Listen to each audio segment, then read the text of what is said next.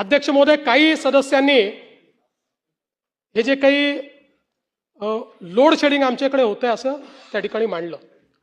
मुळामध्ये कुठेही load shedding नाहीये.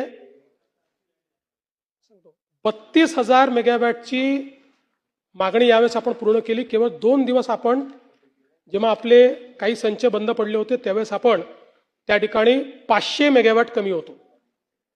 पण हे खरं आहे की ग्रामीण भागामध्ये काही ठिकाणी लोकांना वीज मिळत नाही. याचं कारण असं होत आहे की आपण फिडर सेपरेशन केलेलं आहे आणि जे लोक अजूनही कृषी फिडरवर आहेत, पूर्वी त्यांना प्रॉब्लेम नव्हता. पूर्वी कृषी फिडरवर रात्रीच वीज मिळायची, दिवसा अर्धे दिवस, रात्री पूर्ण दिवस.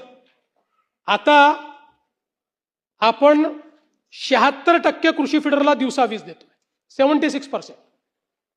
फक्त 24% राहिलेली. आपण जो या ठिकाणी सांगितलं होतं की दिवसा वीज देऊ शेतकऱ्यांना 76%वर, ते 76%ना आपण दिवसा दिल्यामुळे रात्री आपण वीज बंद करतो.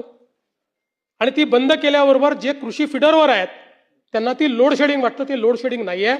त्यांना गावठाण फिडरवर जावं लागेल. ते मायग्रेशन आपण सुरू केलेलं आहे. अशा सगळ्या केसेस आयडेंटिफाय करून त्यांना जे गावठाणाचं फिडर आहे त्या फिडरवर नेण्याचं काम देखील आता मोठ्या प्रमाणात आपण करतो. थोडे बहुत त्याच्यामध्ये आता जसं मी उदाहरण सांगतो की वसई विरारला आता 3 दिवस आपण लाईट बंद ठेवले, 3 दिवस ठेवावे लागले. आता त्यातनं हे लक्षात आलं, आतापर्यंत जे लो लाईंग एरिया वाटत नव्हते तेही आहेत.